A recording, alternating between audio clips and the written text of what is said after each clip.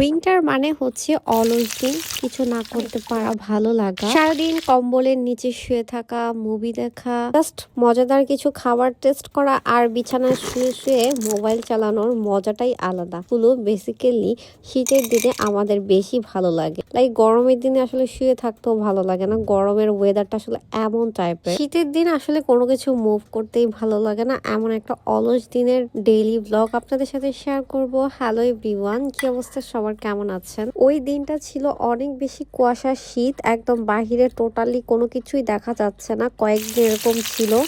তো সকালে ঘুম থেকে উঠি 12টার দিকে, দেন হচ্ছে সকালের নাস্তাটা করলাম হচ্ছে মধু, পেস্তা বাদাম, 2টা ডিম। সো শীতের দিন কিন্তু মধু হেলথের জন্য অনেক বেস্ট। আর দুপুরের জন্য চিকেন ফ্রাই করতেছি, আর তার সাথে ছিল হালকা সবজি ফ্রাই আর ভাত। সো এটা দিয়েই লাঞ্চ করে ফেললাম।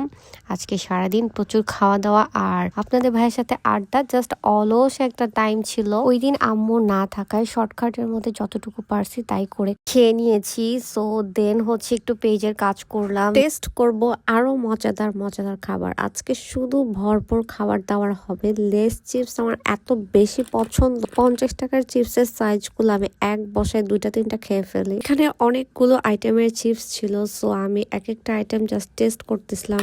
পাপড়ি, জুস, তারপর অনেক টাইপের চিপস। তো সবগুলো আইটেম বসে বসে টেস্ট করে ফাইনালি চা খেয়ে মজার খাবার শেষ করলাম।